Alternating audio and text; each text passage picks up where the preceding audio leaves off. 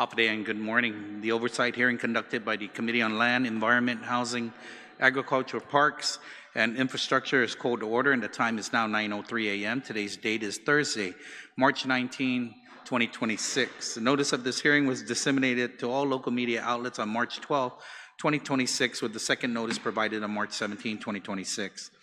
Notice of the hearing was also made on the Guam Legislature's website and the Government of Guam Public Notices portal. This morning, the committee will be holding an oversight hearing on the Department of Public Works in preparation for the performance-based budgeting for fiscal year 2027. I would like to now introduce my colleagues who have joining us here this morning.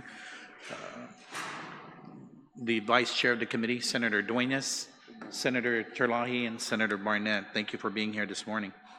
Before we begin, I'd like to go over the general rules of conduct. Individuals testifying shall state their name for record-keeping purposes.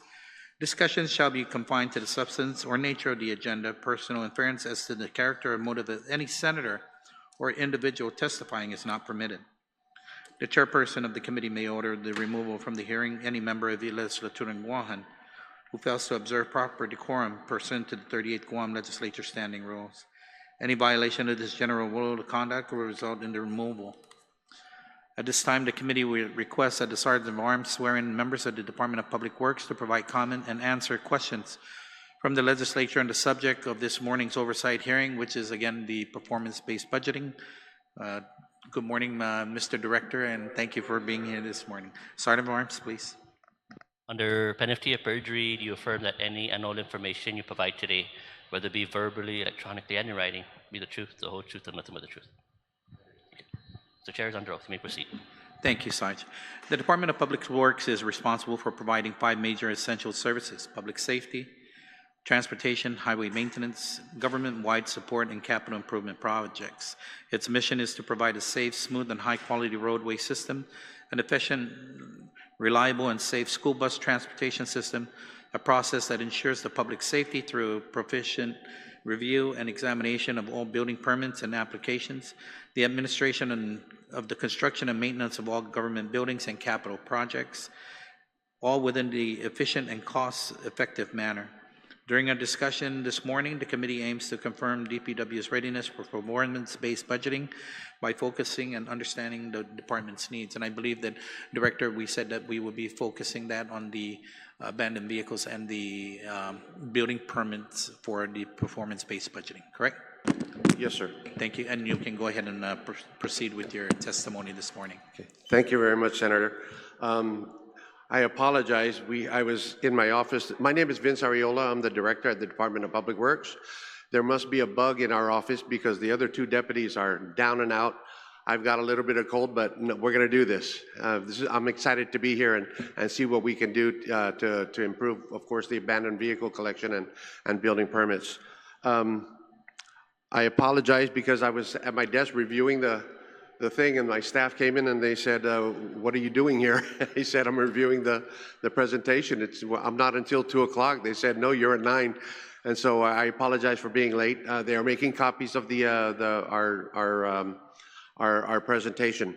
I know, Vice Speaker, that the day before yesterday, I received an email from your staff asking additional questions that are outside the bounds of abandoned vehicles and building permits. I should be able to answer those as well, although I'd prefer to do a more formal response and a lengthier response to those issues. I think you had some issues on school busing. There were a couple of about 3 or 4.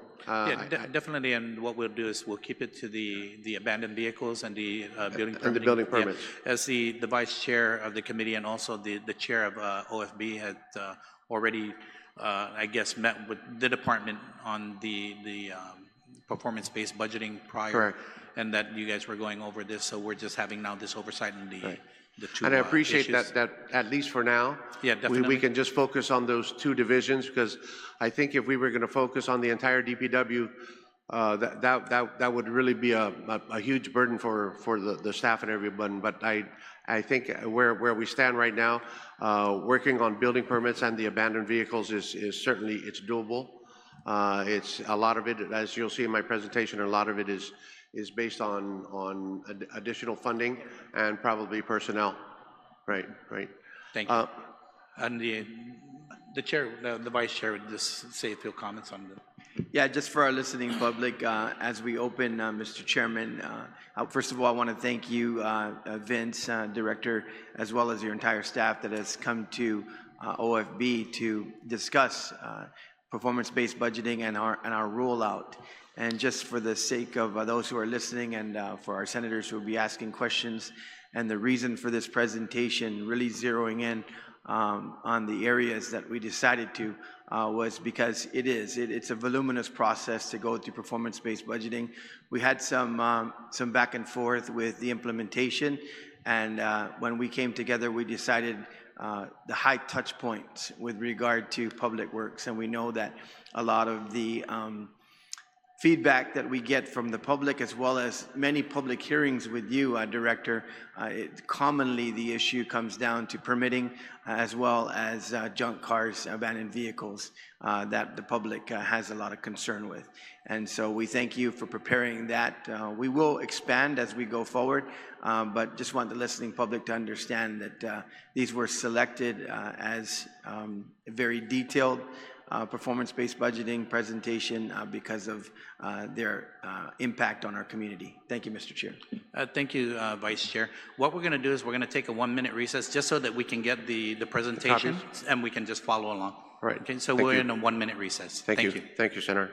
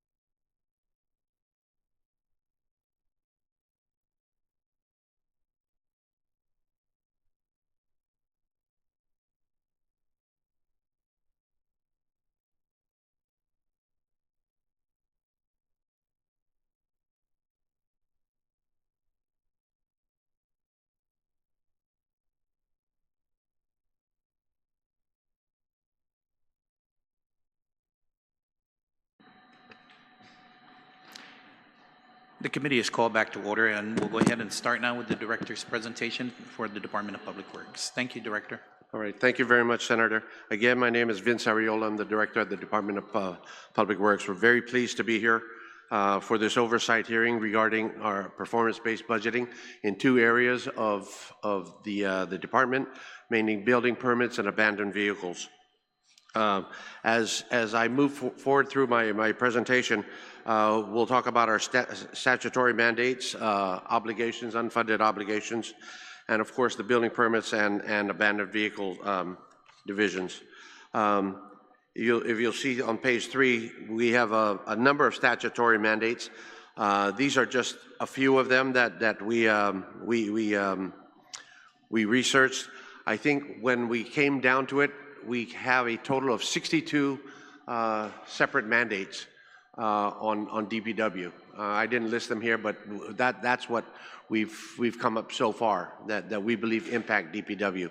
But specific to today's hearing, I'll be speaking strictly on the building permits and abandoned vehicles. On page 4, we operate under extensive statutory mandates, but as in a number of mandates, a number of them are specifically unfunded. We reviewed 121 core mandates tied to our operation. Of those, 81 had no direct funding for FY26.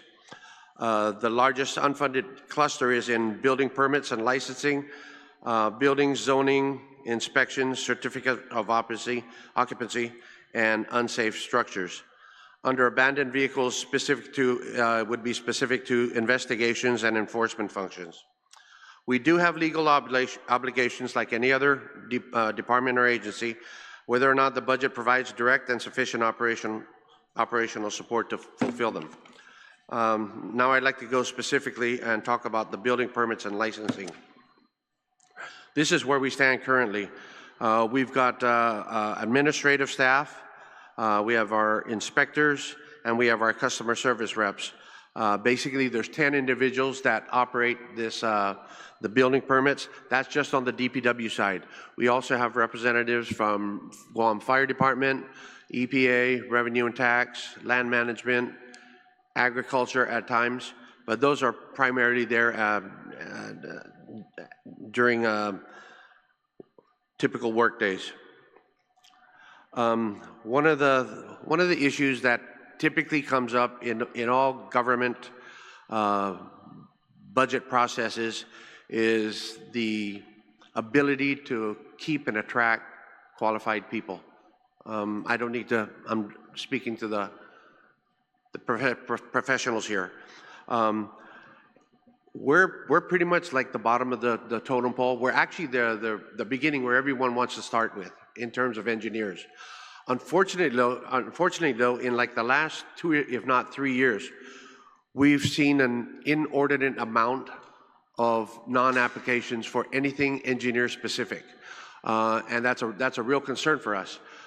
Because the starting salary anywhere within DPW is, depending on what portion, could be under $40,000. If we're competing with the military, we're competing with waterworks, we're competing with GPA, we're competing with the private sector. First-year engineer can go in and work and hit a salary of at least $80,000. So again, what we do at building permits and licensing, we do building permit applications, we do occupancy permits, construction inspections, that's what the inspectors are for. We do business license inspections, elevator related inspections, and renewals. Our core KPI is building permit applications process, occupancy permits issued, construction inspections conducted, business license inspections, elevator renewal compliance, and if I can just touch on elevator, we actually clamped down very hard on elevators over the last, I would say, 3 years. COVID kind of gave us a time to regroup, restructure ourselves, to go out there and get a hold of the elevators that are operating throughout the island. So we've got a really good accounting system right now of the elevators out there. You probably saw about 2 years ago, we had to shut down the one at GCIC for a lot of safety issues. I think that in and of itself had a lot of businesses with elevators focus on fixing and maintaining their elevators, their dumbwaiters, their moving sidewalks, so on and so forth. But I know we have certainly ramped up our division there.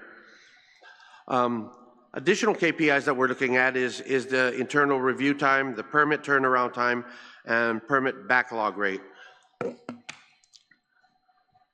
One of the things that I know I've mentioned, it's on record, while DPW is the initial agency for starting the permit process, we also rely on a number of agencies, like I mentioned earlier, that are part of this permit process.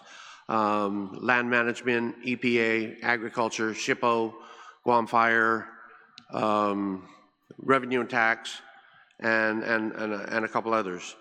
So what I did want to stress is a permit time is not just the same as our DPW review time. Actually, the DPW review time for single family residences, smaller commercial buildings, is probably 5 to 7 working days.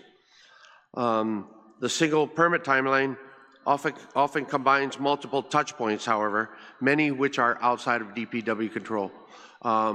We know for a fact there's huge backlogs at our sister agency, EPA. There's a few backlogs over at Agriculture, and there's a few backlogs over at SHPO. That is, I have to imagine, is from staffing problems. I know EPA at any given time, I think they were in an oversight a couple of months ago, at any given time has, I believe, 300 applications in their system. but that, I don't believe that's all outside the fence, if you will. Besides the DPW internal review, there's a number of reasons why permits can be delayed. Sometimes it's incomplete submittals, incomplete designs, faults within designs, designs missing certain aspects that should be there based on code, applicant design changes after submittal, the complexity of the project. There's a big difference between a single-family home, a 3-story commercial building, a 3 if not 4-story or 5-story condominium, luxury condominium. We're also looking at site-specific topography. This is something that that has just come up, I would say, over the last 2 years that we're really starting to notice, and we're being quite a bit more diligent with regard to the permits. If I can speak specific to this site-specific topography, and it basically has to do with the installation and the construction of sanitary cesspools, if you will, and drainage systems. We found out that when they're being built down south, the soil characteristics are totally unlike what's up north, where you have much better and more efficient drainage because of the limestone in some areas. Granted, not all septic tanks are allowed up there, but in situations or in environments where they are allowed, the drainage is much different than you have, say, down in Jotnia, in Talofofo, where there's clay. And we've experienced quite a number of homes. They build to code, but within the first month, if not 2 months, they're already having drainage issues and septic tank issues. So we've kind of taken a look at that and gone back to the drawing board. And if something comes in based on the south, we have their architects or the designers take a look at it again, so that we don't have issues at ribbon cutting, so to speak, or occupancy. So we do elevator inspection, like I mentioned. We do warehouse inspections, electrical panel inspections, major construction inspection for foundations, for walls, for roofing. We do inspections for rental occupancies, business licensing inspection. And so this is where we stand in terms of building permits and licensing. We need to fill existing authorized permit positions and access. We need to improve competitiveness for engineers, inspectors, and technical staff. In other words, we need to compete with what's out there. This is, I know actually a big part of the draw for qualified people has really been impacted by the military buildup, and is probably in all phases of construction, whether it's inspectors or construction workers or architects or engineers, planners, environmental, anything construction related has had a huge impact based on the military buildup here. So we're looking to strengthen our customer service and our intake capacity. We want to make sure that we get the building permits out as soon as we can from all points of view. I remember I talked about it about 3 if not 4 years ago.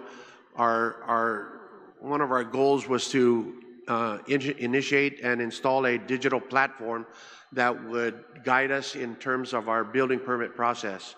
Unfortunately, when we let that out as an IFB, we had 2, if not 3, I believe 2 responses. Unfortunately, there was a protest. I went to the AG's office and it basically just died. Will we let that out as another IFB?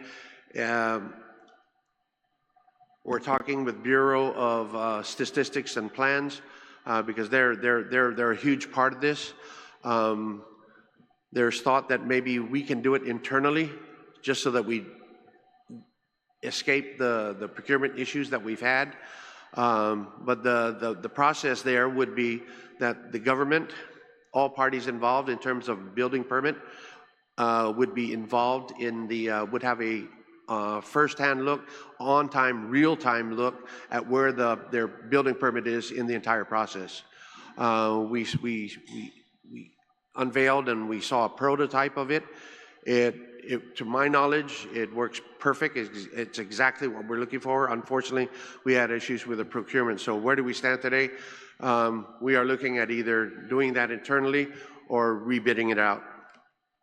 But if you see as what we have here, it's real-time visibility. The owner, the contractor, the architect, all the agencies know exactly where that building permit stands, whose desk is it on, what's the delay, what issues are there. So there's real-time, not just visibility, but real-time communication.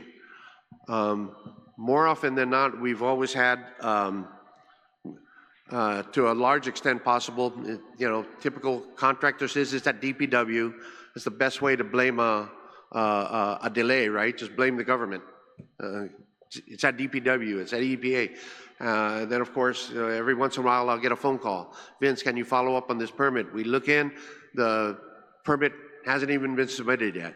So, and those are real-time happenings that we go through. But I think if we were to have a system similar to this, this would go a long way toward a high-functioning building permit system. I think, I'm not saying it's a cure-all, because we still need inspectors to go out there and inspect construction as it progresses. We still need inspectors to go out there and inspect rentals, if you will, buildings for business license purposes, so on and so forth. So the human factor is always going to be needed.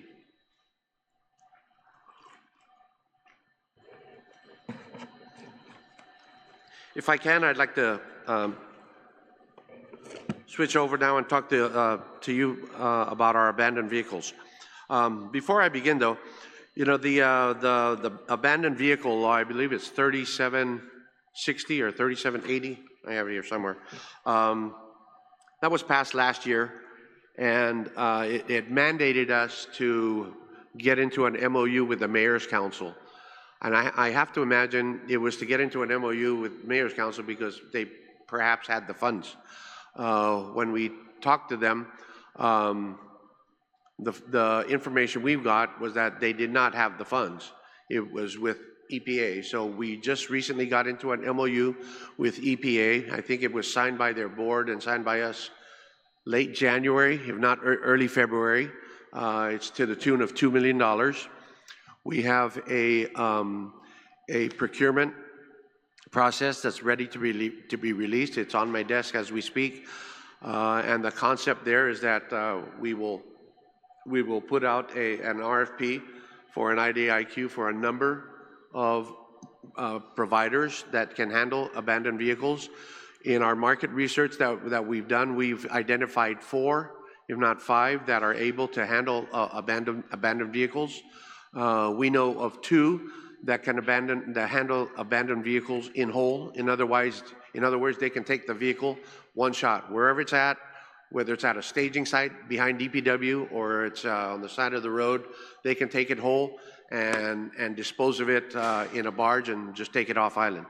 The other 2, the method they use is they dismantle it totally, and they sell the aluminum, they sell off, they repurpose the plastic, and they strip the car down out of all other parts that they can resell or repurpose. And then once they have the main shell of the car, they crush it into a 2 by 3 by 3, if you will, cube. They take the cubes, they put it into 40-foot long containers, and they send it off to Korea. I believe each container can hold anywhere from 60 to 70 cubes, depending on the size, but that's substantial. So we know the market is there. We know the private sector is there that can assist the government. It's just a matter of putting it out for bid. This is currently our personnel in terms of our highway maintenance crew. These individuals basically handle the highway maintenance, the quarry. They handle the trimming of the trees, the trimming of the grass, the potholes, spot repairs, and things of that nature. And these individuals also handle whatever abandoned vehicles are out there. It is our hope, it is our plan that we contract everything out for abandoned vehicles. I think this is such a specific project, if you will, that if we contract everything out with to the private sector, we believe we can get better efficiencies, better pricing, if you will, and better applications of the program. One of the things we wanted to let you know, it's much more different than just getting a call from the mayor or getting a call from individuals or even just seeing on the side of our road in our easements vehicles that have been abandoned, right? And letting it wait for 2 days, marking it. The law calls for all kinds of administrative stuff before we can pick it up and take it. But by the time we take it, this is basically what we're faced with. The clear majority of the vehicles that we pick up, there's household trash inside of them. There's fecal matter, sometimes there's dead animals, there's other hazardous or unsanitary conditions within the car, unless of course it's totally burned out. Before we handle it, before we dispose of it, we have to drain all the oils, the lubricants, transmission fluid, gear oil, related fluids, gasoline of course, and any other type of fluid that may be in the car. Of course, we have to remove the debris because none of the abandoned vehicle recyclers, if you will, they do not want to handle household trash in addition to the vehicle itself. So we have to take care of the debris removal. Sometimes we have to take out the glass. But as I mentioned earlier, we know of 2 individual recyclers that can take the car whole without the household trash. So we have to work that system internally.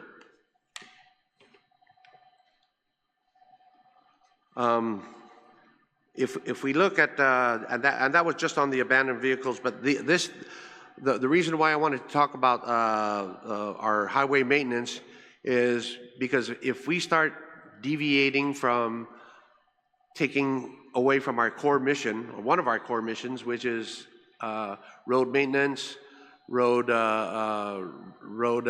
highway grass cutting, pothole repair, surface repair, issues at the Coral Pit. We looked at the numbers. We would certainly need quite a lot more laborers and trades helpers to pick up the vehicles and so on and so forth. We've come to the conclusion that we believe it's better off to just contract this entire project out. One lump sum, and if we go in there for accountability purposes, we give them a goal, X amount of cars to pick up on a certain day, on a certain week, on a certain month, and then we get, for control purposes, we get listings, we get listings back from them, what the cars were, what the VIN numbers were, where the locations were, and so it's an accounting, if you will, of what the vehicles were, where they were, and what were actually disposed of. So we know internally the current situation where we're at. Is it something I want to do as a director? Probably not. You know, it's such a specific problem. One of the last times I was here, I estimate that there's well over 13,000 abandoned vehicles out there, you know, we're gonna target the north, the central, and the south, so that the entire island feels the effect of this abandoned vehicle collection program. If we were to do that every day, the math is probably 13,000 times 5, if not $600 per car. But I think if we chop away at it, you know, every year, a good $2, if not $3 million, which comes to probably about 4,000 cars a year, We're still looking at the numbers of what we can collect and what we can dispose of, but our target is somewhere around that area, about 4,000 cars a year. Guam currently has, the latest stats I saw from revenue tax, Guam has about 150, over 115,000 registered vehicles. That's a lot for a community this size. I think in terms of car sales, we sell close to about 800 vehicles a month. So that's a lot of new cars being put out there. What goes into the abandoned vehicle inventory, I have to imagine is probably 1,000 a month. You know, cars don't last that long. So where do they stay? The abandoned vehicles either go to a tow company, or they go to someone's backyard, they go to an easement, they go to private property, they go to public property. So they're all over the place. But I think if we, I would like to see how we do the first couple years, and then you know, of course, report to you senators, see how the program is doing, and if it's really efficient, if it's really addressing the problem, then come back for more money and see how we can make it much better. We have key performance indicators that we talk about here. Like right now, we have about 300 vehicles in our compound, in the back there. We're very diligent about. We could probably collect 10, if not 15, a day, just on the DPW side, but that would require 2 to 3 individuals, our cargo carrier, and possibly a backhoe, or we have another machine that can lift up these abandoned vehicles. So in total, it would take 4 to 5 individuals to go out there and collect these abandoned vehicles and then bring them to our yard. That's a lot of staff as well. And the time it takes, it could take anywhere in the field side, it could take anywhere from 15 minutes to load it to half an hour, and then travel time, you're talking anywhere from 30 minutes to 40 minutes travel time to and from the site into the DPW compound. As I mentioned, it's the same personnel supporting the abandoned vehicle operations are also needed for road paving, road maintenance, general highway work, so on and so forth. I mentioned that I believe there's about 13,000 to 15,000 abandoned vehicles, and we've got about 300 vehicles on site. One of the biggest concerns that we have, and it's not just on the DPW side, it's on the administration side, is a viable staging site, if you will. The numbers we've looked at is we need a staging site of at least 10 acres. The ideal, of course, it would be somewhere closest to the port, because that's where we intend to ship them off island. But in doing our market research, the recyclers that are already on island, they're established. They have their staging site, so that kind of helps. But on the government side, you know, it still would behoove us if we had a staging site. And let me just give you an example why. If there's an individual out there, or individuals that have cars that they want to dispose of, right? And rather than disposing of it on the easement, whatever, I believe if the government has a site specific, they can either tow it, they can pull it, they can call us or mayors or somebody to bring that vehicle in, and it'll be a staging site, and we take care of all the paperwork, we take care of it, and that's the Guam staging site for abandoned vehicles. An area like this, we envision, is probably going to be about 10 acres. Of course, we're going to have to fence it, we're going to need lighting, we're going to need security, a couple offices just to process the paperwork and so on and so forth. But it's been like pulling teeth to find a piece of property. As you know, most, if not all, the property is under the auspices of the Chamorro Land Trust. So it's been like really pulling teeth to find a decent piece of property that meets a lot of these environmental regulations. So our current yard, we believe we're at capacity. We want to get this bid, this RFP out. We want to bring individual recyclers on board and get this program going. And we'll tweak it as we go along. But I think, I think the sooner we can start it and we can get these recyclers to start picking up their vehicles, I think the better we'll be. I think if I can go back, I have to imagine that our residents, they don't want to litter. No different than they want to throw a trash bag out on the side of the road or into private property or government land, or to leave a car out on the side. I firmly believe they just need an area to dispose of it.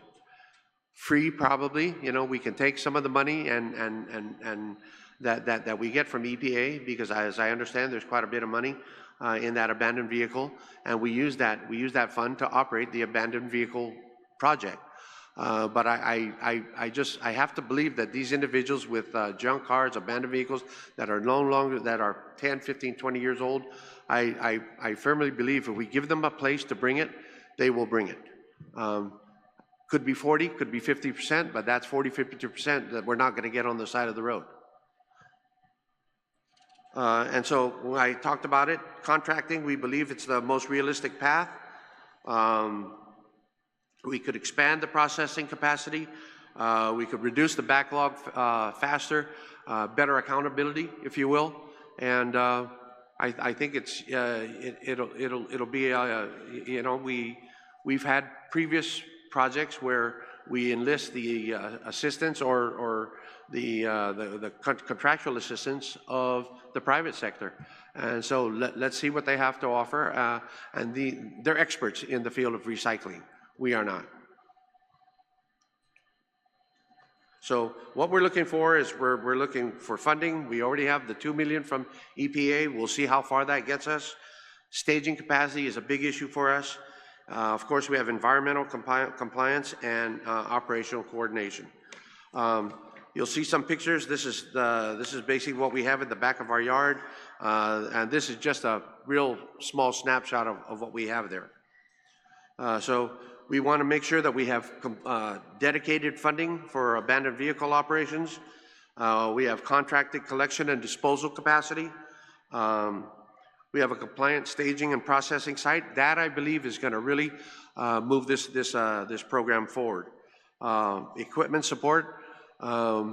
We've got in the procurement hopper a new tow truck, I believe a new car carrier, and a larger dump truck just for these abandoned vehicles.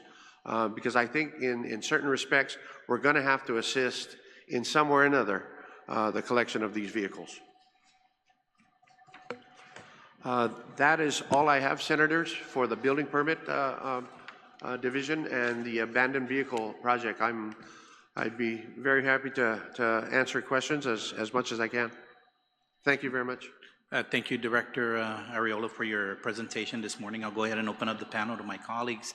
They have 5 minutes to ask questions of you for the performance-based budgeting on both the abandoned vehicles and the building permit fee. I'm going to go ahead and start it off with the Vice Chair of the committee and the Chairman for OFB, Senator Dueñas.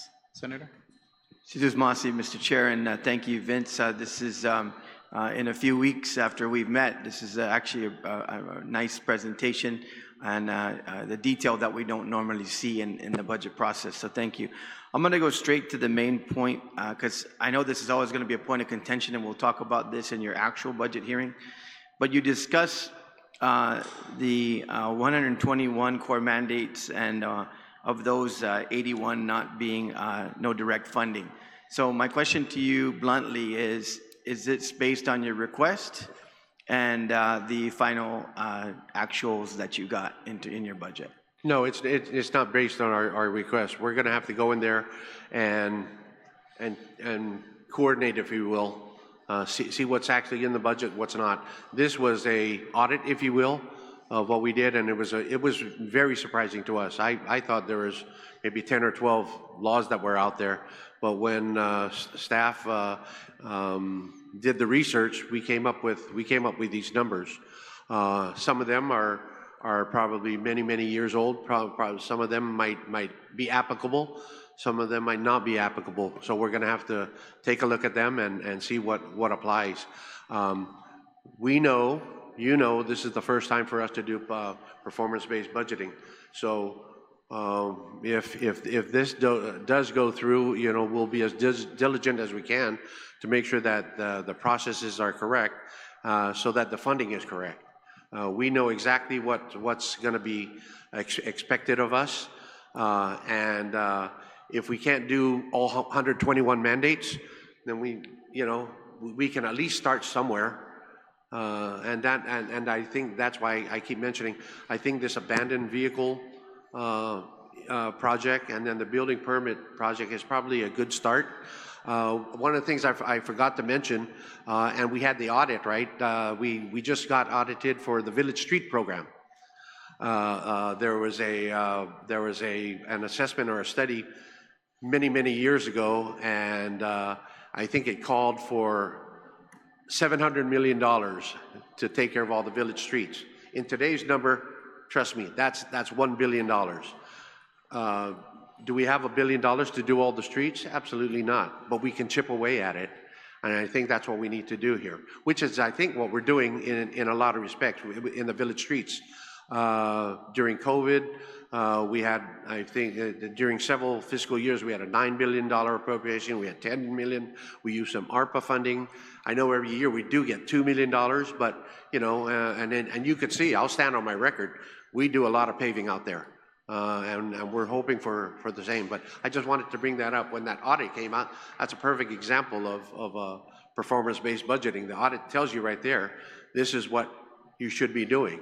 So, and the audit just says, go get additional funding. Absolutely, and that's also so that set the stage. This is exactly what performance-based budgeting was supposed to do.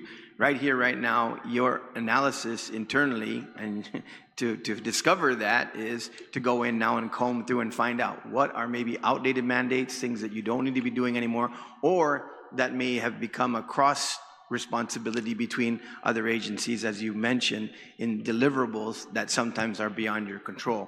So I just want to be clear, we're not fighting on the legislature didn't give you enough money, you know, the governor didn't give you enough money. Your request was your request, but the funding that you identify is you have unfunded mandates. Yes, and I think moving forward, Senator, I think the operative word here is what are our core objectives? What's priority? You know, there's so many things we can do out there, so many things, but what's priority and what's core? In the perfect world, if money was no object, we should be and could be able to do so many things. But you know, we are not in a perfect world. We're just one piece of that pie in the entire government of Guam. Absolutely. And we understand that. So moving along, going to building permits and licensing. On your KPI review here, you got staff capacity. Administrative staff, 5, current 1. Inspectors, 14, current 6. Customer service, 7, current 3. So your KPI here is 20% deliverable on administrative, inspectors, 43%, customer service, 43%. Of the vacancies you identified here, are they budgeted? Yes, they are. Okay, so this is not a funding problem. This is a recruitment They're problem. budgeted. It's a recruiting problem. Okay. Yeah, and what we'll do is we'll do a lot more research and compare it to our staffing pattern, and see. We know what some of the issues are in recruiting. The big issue there is really the starting salaries. So what we've been saying, and you're gonna hear this over and over again, because even the budget hearings that we're having now in the pre-budget is, agencies need to refocus sometimes that they have internal capabilities of doing salary adjustments. Above step recruitment, also if you realize that you know you're not gonna fill all of those positions for the year, fill what you can. If you have 5 here and you currently have 1, if you do salary adjustments, you could probably get to 3 in the balance of the year, then we can figure out afterwards. If you've got 14 and you only got 6, if you do your internal work with DOA and the like and make your changes administratively, you could probably get to 10. If you've got 7 here under customer service and you got 3 currently, if that's an issue in terms of what the salary base is, you can do your internal documentation and probably get to 5. Mm-hmm. That's what we're making suggestions all the way across the board. So this is not a funding issue, this is a recruitment issue, and this is a salary issue. For this specific one, it's a recruitment issue. Okay. Going on, licensing actually looks pretty good. Based on licensing, with your additional KPIs, internal review time, permit turnaround time, and permit backlog, you look pretty much on point with that. Is that what you're presenting? Yes, we are, Senator. We've improved quite a bit over the last 5 years. I think COVID helped us because we never closed construction, but it allowed us time to look at our processes, do internal training, and move the permit process along much more efficiently than in previous years. So, in a nutshell, what is what you've presented before? Permits typically, all else being equal, if external factors are not factors and other factors that you've noted are turned around in a timely basis. Yes, we can, right. And it's not on the government side either. It's also on the consumer side. You know, complete plans, correct plans, change orders, communication, things of that nature. You know, I've said this before. It takes anywhere from 8, 12, maybe 16 months to put plans together for a home, right? Architect, homeowner turns in their building plans and building permit application, and they expect it to be done in 3 to 4 days. That's something that was, a set of building plans can be anywhere from 40 to 100 pages. And it's the government's responsibility to make sure that all of that meets code. But from our standpoint, where we see it, you know, you look for the basics. We know who the contractors are. They know who we are. So there's a certain process. It's the other agencies that might have issues depending on where they're going to build. There might be snails that are in there. If it's unclear land, it could be by the beach where they have artifacts, things of that nature. So all those kinds of issues, they play into all kinds of delays that are, frankly, outside our jurisdiction. So, Director, as I mentioned in our meeting we got together, if you can, as a point for homework for the budget presentation, can you take all those factors outside of your control and put them into a KPI? Meaning how much in terms of what you currently have, the snapshot of applications, and all of those Right. that can be cleared by you because they're all under your jurisdiction, don't require outside control, and then those that are outside your control, in all of those categories, what are the percentage and where is the external factor and what is the percentage? Yes, sir. Because once we see that, then that also will bring us to a solution at some point. How do we bring everybody to the table and figure out how to make that more effective? Okay. Going to abandoned vehicles. So when I look at the page on abandoned vehicles, with all of the status on that KPI initiative of staffing, once again, are these budgeted vacancies? These are budgeted positions. So this is not a funding issue either. It's not funding to the extent if we get adequate individuals applying. It's at the salary level, they're not applying, even for laborers, which is the laborers and trades helpers. Those are the beginning entry level positions that even that in and of itself is difficult to recruit. So what are these positions, starting with the personnel for administrative staff all the way down to engineer, electronic technician, inspectors? If you were to contract, how many of these positions do you need since you're going out on contract, if you were to contract? Oh, I can't answer that right now, Senator. So can you do that for your budget presentation? Because I love the contract concept. And I think that that's where you need to go. And if you go, I can tell you right now, you probably only need about 20% of this staffing requirement. I can tell you right now, we are doing a lot of contracts in terms of road maintenance. It's probably 50-50 right now. all of Marine Drive, for most of Marine Drive, I believe from, help me out here, from, I believe the port, Route 11 and Marine Drive, all the way up to Anderson is privately contracted. What is the purpose for land agents in this abandoned vehicle matrix of staffing? It's not, they're not part of the abandoned vehicles, but they're part of our highway maintenance division. And we use them for rights of way, we use them for easements. Like if we were to put a bus shelter somewhere, we want to make sure that's there. When we go out to pave with Hawaiian Rock to do village streets, we need to make sure that these are the points in coordination with land management. So they work very closely with land management, and we have a lot of the same information that land management has. So they cross over into this duty of abandoned vehicles? Yes, sir. Okay. Because, like I said, that's pretty much, what would you need an engineer there for then if you contracted? We're here. Are you just basically saying that 4 engineers cross over into the abandoned vehicle? No. These are strictly on the highway maintenance side. Okay. Right. Because you got it under abandoned vehicle. Right, but it's if you see the personnel, it says current staffing for the highway division. So these are all staffing in the highway division. Okay. And our point being, I don't want to take any of these individuals to go to the abandoned vehicle program. So now we're cooking, because if you contracted it, these guys would concentrate more on their jobs. Correct. There you go. Yes, sir. What is the direct correlation with the tax collection on our payment of our annual registration?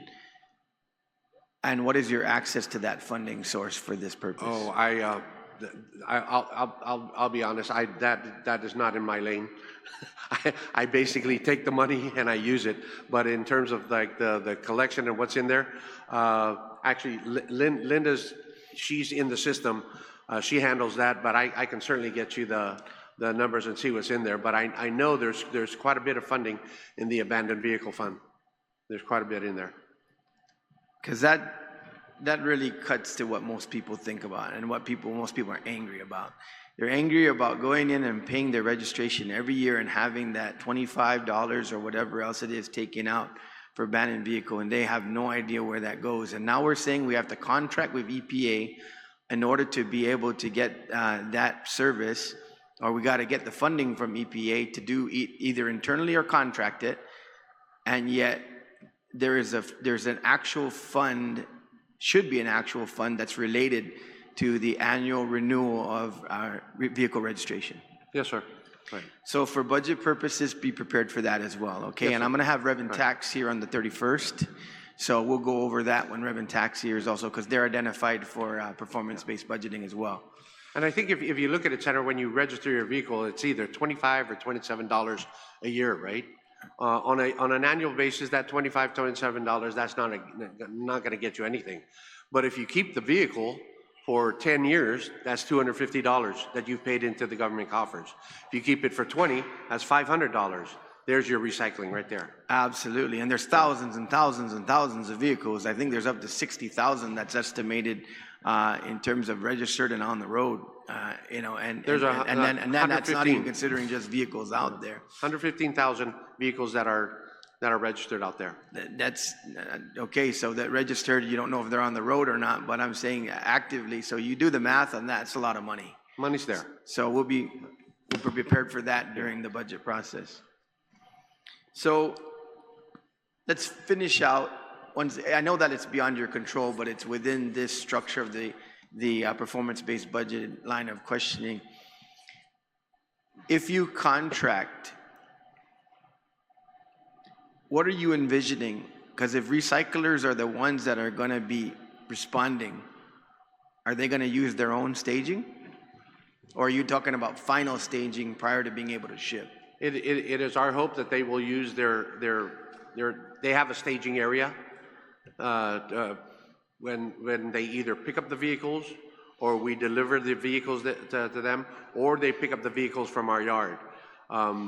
We're looking at a number of functions because a lot of it is logistical, right? But for the most part, we know that these recyclers have their own staging facilities. But I think on top of that, I think to jumpstart this program, if you will, we still believe the government needs a complete staging area. I estimate it at about 10 acres. We need to round up, so to speak, these abandoned vehicles that are out there, whether the government goes out there and collects it or the individuals come and deliver it and tow it to that staging site. God forbid, knock on wood, we've had tragedies with white goods, right? There'd be nothing worse than having a tragedy with an abandoned vehicle. I don't need to go into specifics there, but the environment is rich for something like that to happen. So all said in a nutshell, Vince, between permitting and abandoned vehicles and this first blush at performance-based presentation, funding is not the issue. Funding is an issue if you go through all of the 81 mandates that you currently talk. So if we just isolate down to this, we could say that in your budget, as we prepared and will prepare, this would be funded, but you have to be able to work on recruitment and retention. Right. For the building permits section, if we go in and take a look at the reasons why we're not able to recruit because of low salaries, and we have to increase the salaries, we're going to have to increase the salaries. We might not get, like you mentioned, we might not get all 10, but we might get 5. But I think depending on how the ability to raise salaries are mentioned in the budget law, if we have that ability to do that, or DOA has that ability to do that, then so be it.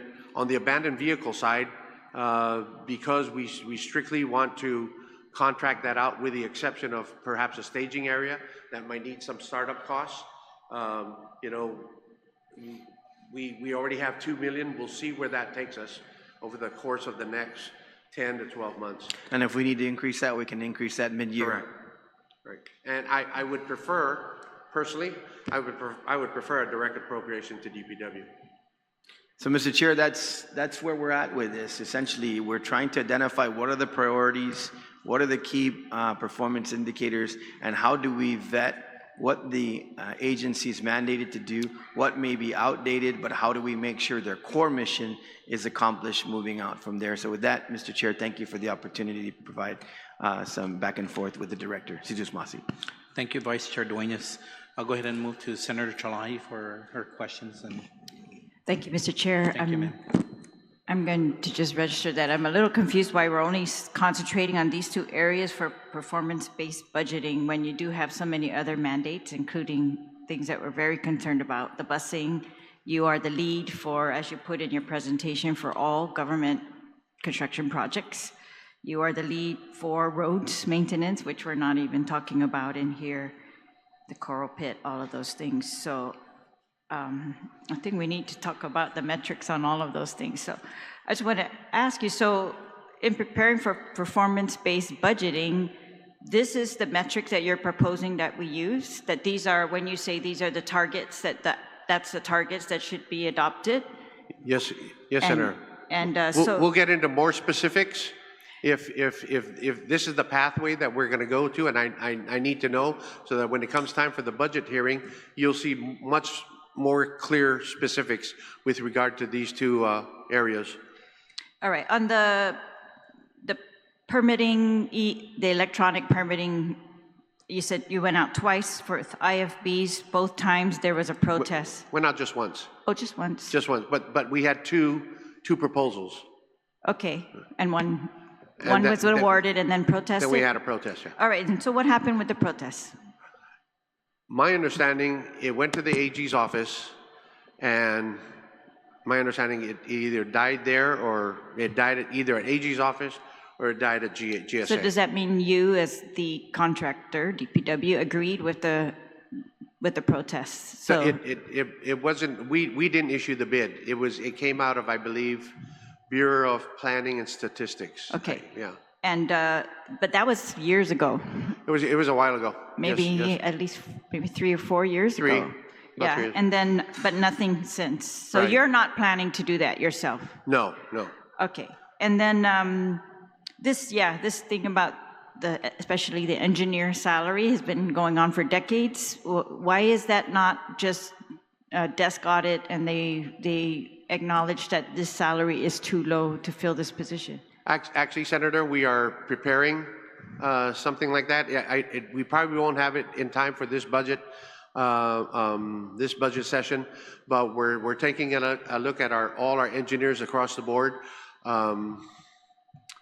We have an RFP out today for a new PMT for our federal highways program, right?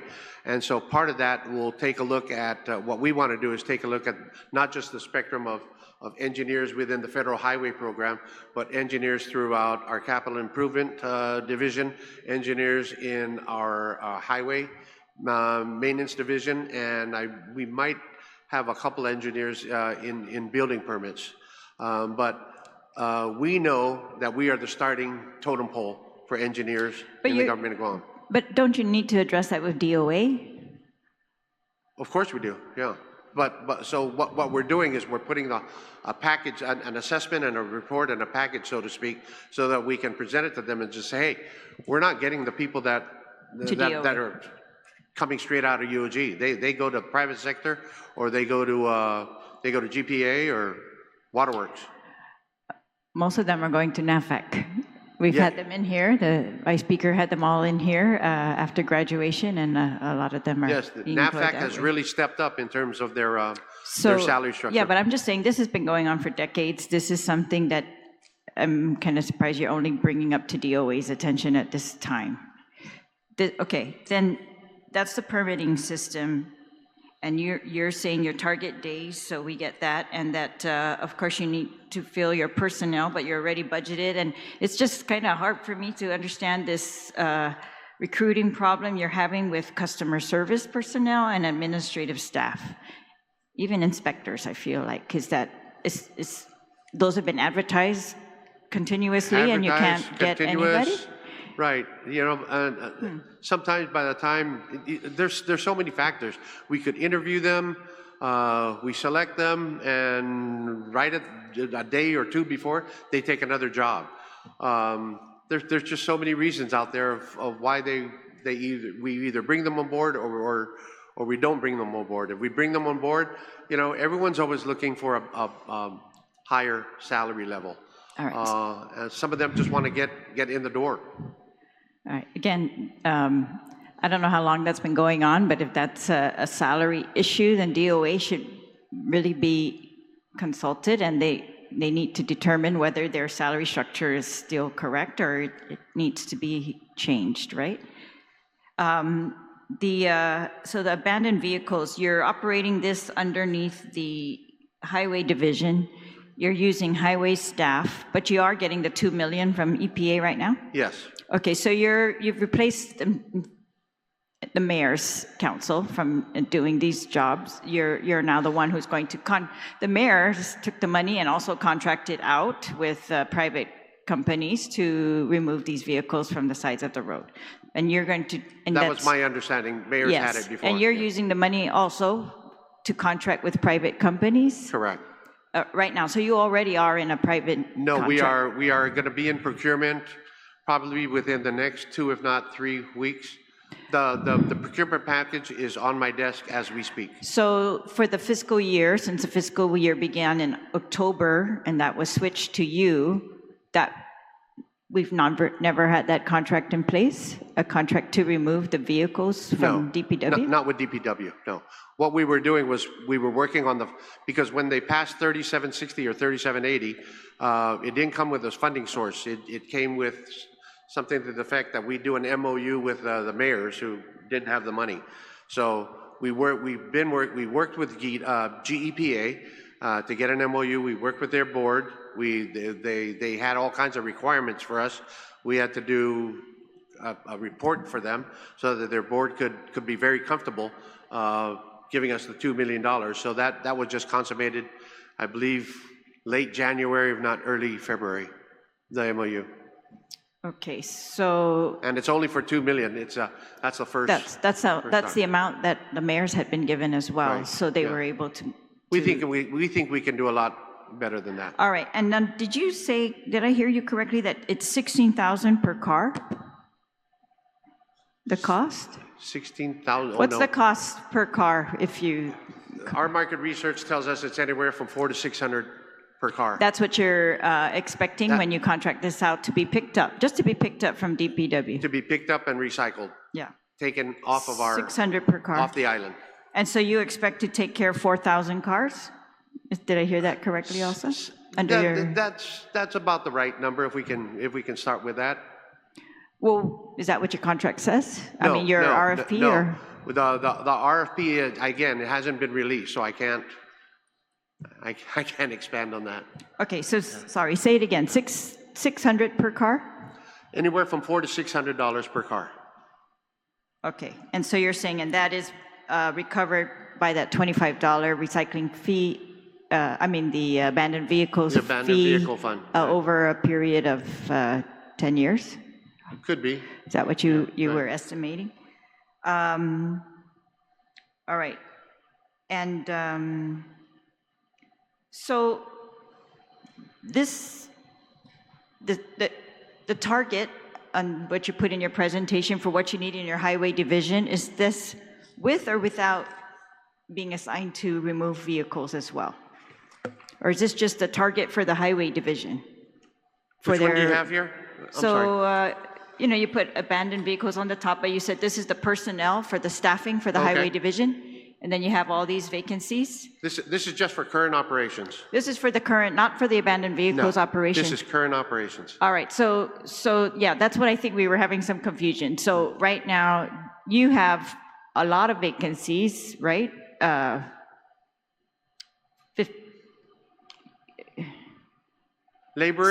Laborers and trades helper is very high turnover. It's in and out. Okay, so this is just for highway division, and like, we're Correct. not even discussing that in this hearing supposedly, like, we're not talking about, what is going to be the metrics that we measure for the roads and No. why we're not No. complying with that highway plan? What are going to be the priorities for the roads for every yes. fiscal year, and how we're going to measure that? My point So that being, it looks, the point for putting this here, Senator, is if I were to take any of these individuals out to do abandoned vehicles, yeah, it's going to hurt right. this So you're showing us division. that you've already got vacancies for highway division, for the road repair, the road maintenance, right? And yet so the 2 million that you're getting from EPA is not going towards this, it's going towards just that contract. Strictly abandoned vehicles. So how did the mayors do it with the 2 million before, when they just contracted out? They didn't use their own personnel, I don't believe. I don't believe they used their personnel. Actually, they used us quite a bit to help them pick up their cars. To move them out to where the contractors would pick it up? Right. Okay. So what is the cost for you to have an abandoned vehicle team If I were to that's set going up to maintain? I think that would need to be broken out, right? To maintain the lot that you want, to Right. maintain moving things into that lot, or, helping people move things into that lot. Right. Those I'll have during our budget hearing. You'll see real specific KPIs on that, setting up, because I still think in some respects, the government, DPW, is going to still have the responsibility to pick up vehicles, because remember, we can't have vehicles on any of our roadways, we can't have vehicles on any of our easements, because they become a safety hazard. So depending on how fast the contracted recyclers can move, or depending how fast we can move, we have to play that by ear, so to speak. But make no mistake, DPW will still be involved in picking up abandoned vehicles. Yeah, so you made a list. You said you would need operational setup, equipment, Right.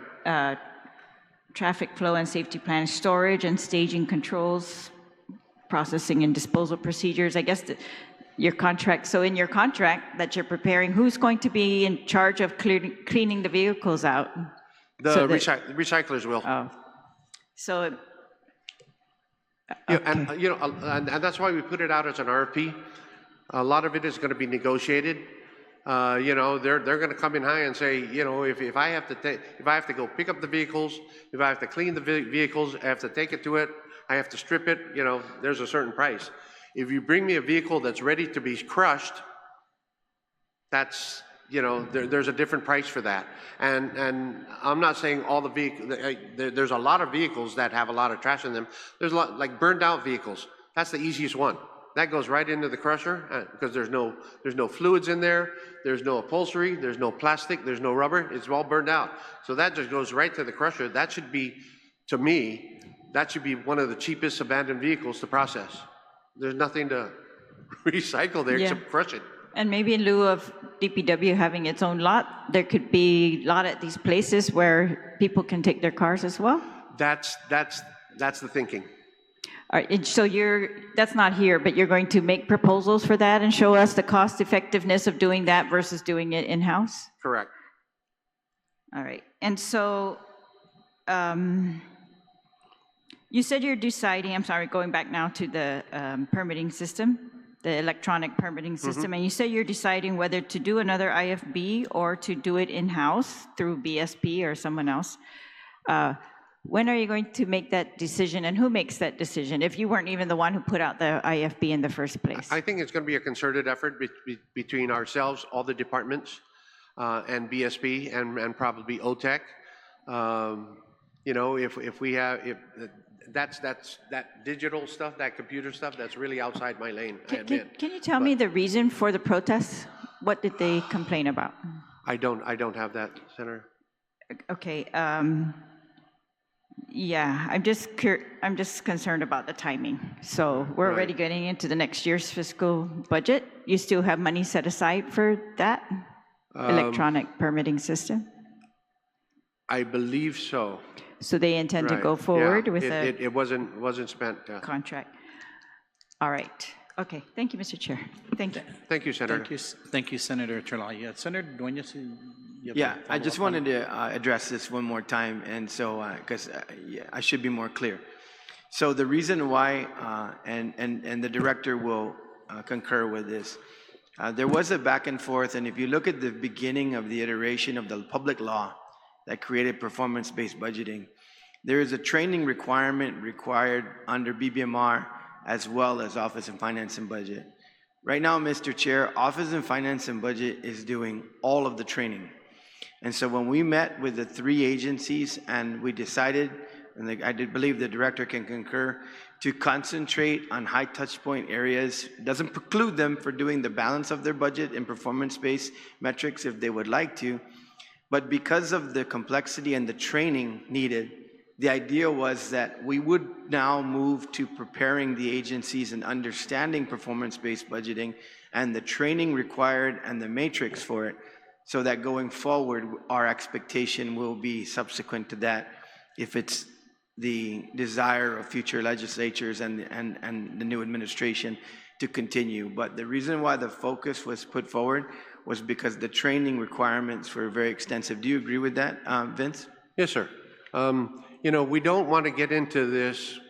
I don't want to demean it by saying it's an experiment, but we don't want to get into this if we don't have the proper training to, number one, implement it, and number two, account for it. I don't want to get into something, and then when I speak for DPW, we don't want to get into this system, and we won't know whether we're doing fine or we're more efficient, or we're spending dollars more wisely, or we're actually more accountable if we don't know how to do it. That just ruins the entire process. So training is going to be huge here. We're still kind of up in the air of how this is going to work. We understand performance indicators. We understand core priorities. We understand statutes and enactments of law. We understand what our jobs are, but to put it in a system that details a lot of the concepts here for PBB. It's going to require some training. So we're going to review once again, just so that it's understood, Mr. Chair, we will review their final prior to the actual budget hearing so that it is clear that all of the metrics have been met for the identified areas so that we can continue that, they can continue to train internally on the. And I think, Senator, just to follow up on that, I think one of the ways to do it, because I think I'm following your thought process is, you know, before we actually pull the trigger, here in the legislature, right? We have certain trainings, certain practice sessions, whether it be with your office or OFB or BBMR or whatever. It says, okay, these are the matrices, these are the boilerplates that we will be using. This is the pathway that we'll be using, and it's not just going to be DPW. It's going to be consistent with all the other reporting requirements of the two other agencies. Right, and as the director says that, Mr. Chair, a full complement of BBMR was present at all of the initial trainings. So all of the analysts for these agencies and the like were present. So that's how OFB made sure that the training component is there on the administration side, and they're fully cooperative, as well as OFB. So at this point, the training is now basically in concert with BBMR. Like I said, every one of the agencies had their analysts there, and for the initial implementation, and then now prior to them coming before us, they will also make one more presentation to OFB with BBMR's concurrence. Thank you, Mr. Chair. Thank you, Vice Chair Duenas. I'll go ahead and recognize Senator Barnett. Thank you, sir, for your patience. Mr. Chair, and thank you for the opportunity to speak and ask questions this morning. And Manana Siduos to the people of Guam. Thank you also for watching on our YouTube stream at Docomo and GTA Siduos Masi. Thank you, Director Ariola, for your testimony. I think, obviously, well, I'll speak for myself. I came prepared to ask questions about issues with, you know, the entirety of the Department of Public Works. So I'm hoping that the chair will indulge me, and then I'll get onto the abandoned vehicles. But I wanted to kind of start first with this. As you know, there's been a circular passed by Department of Administration relative to government of Guam employees leave in excess of 320 hours as a result of the Attorney General's legal opinion. And I've been in constant contact with a lot of DPW employees who are very concerned that their leave is in jeopardy of, you know, rightfully earned, hard-earned leave is in jeopardy of being lost. So can you provide a status of your department and how you, if you've already begun implementing this removal of the leave as per the Attorney General's opinion? Yes, thank you very much, Senator. We haven't had, at least myself, I haven't had any specific meetings with the DOA director on this. We just received the circular. We're in the process of, they have the information as well as we do, but we're in the process of putting our information together to see what kind of an impact it has on our staffing. I've had 3, maybe 4 employees come up to me. I'm probably dozens more that have already talked to their supervisors, and these are supervisors coming to me to talk, outlining the same concern that these employees have. They know that they have these annual leave hours in the bank, and it's always been their expectation that at any time of either resignation or transfer or whatever, that those hours belong to them. But if there's this we're going to have to figure out the legal, so to speak, ramifications of these individuals that have annual leave in the bank, and now basically the circular says you can only accrue up to 320. If you've got 600, there's individuals out there with 600, 700, quite a bit more. Right, and Director, if you could just speak to the difficulty, because in talking with some of your employees, I mean, it's obvious from your presentation, as limited and narrow as it was, that, you know, the department's suffering from shortages, which, you know, what I hear from the employees impacts their ability to take rightfully earned leave. I think, So, hey, Director, I know the chairman wanted, I'm not going to stop the line of questioning. You can use his time however he wants. But the chairman was very clear that today we are here for performance-based budgeting. Okay. If the senator wants to use his time for that, that's fine. If you're not prepared to answer the questions, that's up to you. I However think he wants to was use in the his time, process of answering But it. I want, yeah, but Senator, okay, the committee, Senator, I have the Senator, floor. I don't Senator- understand the interruption. Senator, I'm the vice chair of the committee, and I'm Right. addressing what this hearing is But for. I was in the process of asking the director Senator, I questions. know you want to and be you interrupted. argumentative, but the thing is that I'm chairing at this point, and I will tell you. Yes, with all what respect, is the Mr. point. Vice Chair, the Yes. employees need to know. I understand, and I already said, Senator, it's up to you how you want to use your time. So but please I let wanna me use be- the But I time. want to be clear to the director. I think the because he director's a came big boy. prepared, He can decide and to Senator- answer if and he wants or Senator, not. I'm just trying to get this yeah. information for our hardworking government employees, Yes, I Mr. Chair, understand that. Mr. I Vice Chair. understand that. I understand that. I know you want to get into an argument, but what we're here for today is performance-based budgeting. It's up to you how you want to use your time. The point is that you said it's narrow in scope. The reason why it's narrow in scope is because the public Mr. notice Vice that Chair, went if out you to want to the debate, public. let's do it across the Yeah. session hall. I'd just like The- to the reclaim notice- my time and the continue notice that using went it. out- Por The favor. notice that went out to the public was for performance-based budgeting. So I'm making it clear to the director, he can handle it any way he wants to, and you can ask any question you want to, but I'm making it clear that the reason why we're having this performance-based budgeting, so use your time as you wish, but I wanted to make sure that that was clear. Thank you, Mr. Chair. okay, and I did make it clear earlier that I'm prepared only for abandoned vehicles and building permits. If there is other questions, I can answer them. I can try to answer them now. Thank you. I can answer them at the I'm sure you our full understand, budget hearing. thank you, Director Arreola, and I'm sure you understand the gravity of the situation, and, you know, the reason why I'm asking is it's an oversight of the Department of Public Works, and these are there's pressing questions, and I'm sure you have the information just in your day-to-day duties as the director, and so I only ask because it's not very often that we get Public Works in a public setting where we can ask these questions on behalf of our constituents. So if you And could, right now, to answer your question as cleanly as I can, we follow the circular. right.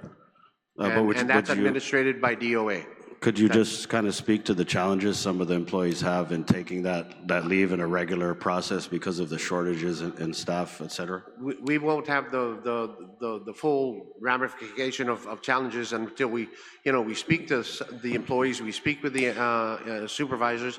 But I have to imagine if I'm an employee with 600 hours and they're saying I'm going to lose this, I would stay in and sign leave all I can. So that could be a huge impact, is we're going to be paying a lot of people to go on leave. Thank you, Director. Also, on the subject of highways, and maybe this is a little more relevant to the agenda, have you had any discussion with the Guam Department of Education relative to that issue at George Washington High School with the paving of the access road into and out of the school? As you know, it continues to be an issue that's raised. I asked Superintendent Wampat if she'd engaged with you, and I believe her answer was yes. I haven't been engaged personally with DOA. I know they've talked with some of our bus folks on that. We are looking, and it's not because of their proposal, so to speak, to move Simon Sanchez up there, but it's been on our radar to open up an access road right in front of Guam National Guard. GW, George Washington High School. George Washington High School, you know, the road. That access road? That is on that is on GDOE property. We've asked the superintendent for an MOU to pay for it. They're the ones with a $300 million budget. I know they certainly have the money, and as soon as a MOU comes to my desk, we know the price to pay for it. I think it's about 60 grand or something like that. We'll get it done. Okay. Have you had any conversation with the staff at Price Elementary, because I believe they have a similar issue with the drop-off area? And I know that Mayor Angata has very generously provided the Cascal, I think about 3 times a year. Okay, so I just haven't wanted to had put that on your radar. conversations with Price, no. Sido Smasi.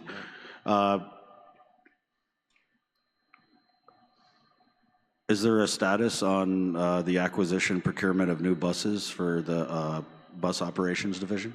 Yes, they are. We are in the process of, where there's two things. We're still, we have a grant to purchase electric school buses. We're having a lot of issues with that. One of the big issues is shipping electric vehicles to Guam. We're trying to get through that right now. And then we are putting a procurement together for 12 regular diesel school buses as we speak. What division in DPW is handling Simon Sanchez High School, the construction of the new campus in Jigo? I'm sorry? What division in DPW is handling Simon Sanchez, and do you have the adequate staff? CIP, that's under CIP. Okay, and you're fully staffed for that effort? Yes. Okay.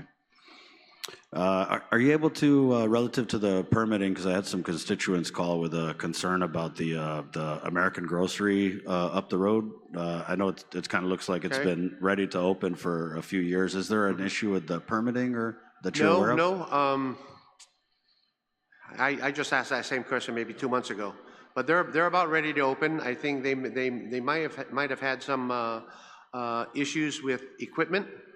Another big grocery store was delayed in opening for about a year, just waiting for equipment. So they might have had that, but they're going to be open, I believe, this summer. Okay. And then also relative to the highways, I've been getting a lot of concerns about the stoplight up there at Rev and Tax, and I understand it's on a timer. I'm not sure where the timer is, but is there any way? Because I've had people call the Deputy Linda to ask about this. We actually have a hotline. It's embarrassing. I don't know the hotline. I just call one of our staff and they get. I will let me furnish you the hotline. We have a hotline that everyone calls.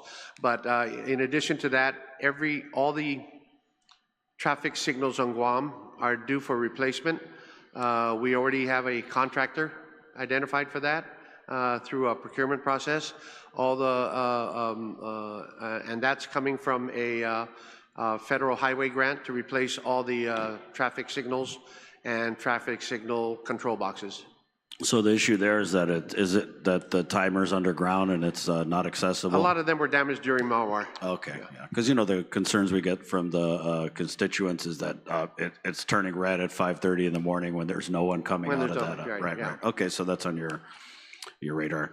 Sidos Masi. Also, relative to the highways, and the hearing for the last fiscal year budget, I had asked Deputy Linda at the time about the Jersey barriers being placed in front of the bus stops. Jersey barriers? Right, and so this is, just across the island, but specifically across the street from the Department of Revenue and Taxation, there's a bus stop that rests not, less than 10 feet from the main highway, and that's a pretty well-traveled highway at high rates of speed. And so I'd asked, again, at the request of constituents, if Jersey barriers could be placed. I'll follow up on that. Thank you. And then what's the status with the bus stops? Bus stops, we've just completed another 25 this year. We still have about, I think there's still some, and we're moving them out, we're changing them out as needed. So I think there was a hearing last year where we had talked about the process for streetlights and mayors requesting from the Department of Public Works. And I'm happy to report to the general public that Back Road, shortly after that engagement was, it's completely lit now. So thank you for that. So have you ironed out all of the kinks and wrinkles in that process of engaging with the mayors to get the streetlights out to the villages where they're needed? I think so. The process is going really smooth. That might come up during the budget again, because I just had a meeting with our staff, and our streetlight budget, we are right at capacity. So we realized quite a bit of savings going from halogen lights to LED. So we realized a lot of savings from GPA. Is that what's on Back Road at the LED? They're all LED nice. now. Yeah. So we were able to put quite a number of a couple thousand new streetlights out. Nice. Well, that's good to hear. And just on the subject of abandoned vehicles, I know that we've definitely and the vice chair has also supported different measures to address this problem, whether it's changing who picks up the vehicles or providing the funding to do it. But it kind of sounds like, or it does sound like we have done a lot of things, and it's really just execution issue, because I can remember just a couple years ago, respectfully, the administration was kind of patting themselves on the back for having picked up something like 9,000 abandoned vehicles. And I believe it's former Mayor Savares who said that she thinks there's abandoned vehicle seeds because every time we pick up vehicles, 3 more pop up. So that's very discouraging to hear that your estimate of abandoned vehicles is 13 to 15,000. That's very conservative. Yeah. Oh, that's conservative. I think that's conservative. We had a meeting with one of the Lujan junkyard owners. They themselves have, it was mentioned at the meeting, they have 13,000 just in their property alone. Wow. Okay, and so I can understand that when you detail staff from other areas to do this abandoned vehicle thing, it causes, gaps and shortages in that. So, I wish you well in the contracting. And I also look forward to your regular budget hearing so that I can ask about some of those other issues, and hopefully you'll be more prepared to answer those questions. So, Sidos Masia, Mr. Chair, for the opportunity to use the time. We will be. Thank you. Thank you, Senator Barnett. Thank you, Director, for answering those questions. It's a little bit outside the parameters, but very much so answered. I know with the abandoned vehicles, you guys have been meeting regularly and trying to find a piece of parcel, right, where to place these vehicles? Yes, sir. Yeah, and how's that coming along? Have you guys come down to a site or even close to finding a site? We don't have a site yet. That's why everything is still at DPW. Yeah, and I think that's one of the issues, right? Where that's why you guys still have like 300 vehicles up in your facility. Yeah. I took a visit up there, and We certainly don't want to put it up north, right. anywhere near the aquifer. We certainly don't want to put it anywhere near a river. We certainly don't want to put it anywhere near the ocean. So you start reducing those factors, and it gets pretty difficult. Yeah, and I think that's what overall trying to find a location for a staging area within government lands is quite difficult. And going out for this RFP and contracting it out, perhaps a private contractor would have a more vast property that they'd be able to stage these vehicles prior to recycling and getting it out of the island. It's also our hope that when we contract with these recyclers, that they're able to recycle at a faster rate, meaning a car stays with them for, I don't know, let's call it 7 to 15 days, 1 to 2 weeks, and before you know it, it's off island. If we can get that kind of turnaround, which I believe is ideal, that would really serve our purpose well here. Yeah, and I think also trying to find a location where folks who just want to bring in their vehicles, can they currently do that up at DPW at this point? No. No. They cannot bring in their vehicles, say, I just want to turn this in. Right. So we go to the greatest extent possible. We go out and we pick it up. There's a lot of liability involved. would that be something that should be discussed, where instead of someone just pushing it to the side of the road, where they could say, you know what, I can have it delivered to DPW? Would you guys be open to that, or is there We're looking at those possibilities, right? It's just, I think once we open the floodgates, we'd be full in, I bet you we'd be full in a week. Yeah. Yeah, we just don't have the capacity right now. We are maybe higher than that right now, yeah. Maybe 8 high. Yeah. And actually what we're doing was we're using the car compactor. It's a semi-crusher from Guam Solid Waste, just to crush the cars and give us more room. Okay. And then on the building permits, are you currently working on trying to establish a portal to have these building permits once they're submitted and the progress of it? That's part of our effort to digitize the entire process. Yeah, and we're going to seriously. I just spoke with the deputy director at Bureau of Planning, Matt Santos, and he's really a techie. He's really deep into this, and so he's the one that mentioned Vince. Maybe so that we don't have to go through this procurement protest again or whatever. Let's see if we can just develop it ourselves and create a system. It seems pretty simple. because we saw a prototype of it, and it seems pretty simple. You know, Yeah. that's really not my lane. Okay. Okay, thank you, Director. And you've been very open to even communications with my office and asking questions or, trying to find out answers pertaining to practically anything, whether it be roads or school buses or abandoned vehicles and things of that nature. I'd like to thank you for that. And I encourage my colleagues that if they have any other, questions or concerns, that they can. We're a phone call away. Yeah, you guys have always been very open and transparent with us. Appreciate So that. we appreciate that. But for today, the performance-based budgeting hearing, this committee will continue to accept written statements on today's hearing within 7 days and may be mailed to my office on the second floor of the Guam Congress Building at 163 Talang Santo Papa in Aganya. And you may also send your statements to us at Vice Speaker Tony at guamlegislature.gov. I'd like to thank everyone here for their participation on the public hearing oversight for Department of Public Works for the performance-based budgeting. The hearing is now concluded. The time is 10:38 a.m. Thank you, Director. Thank you, colleagues.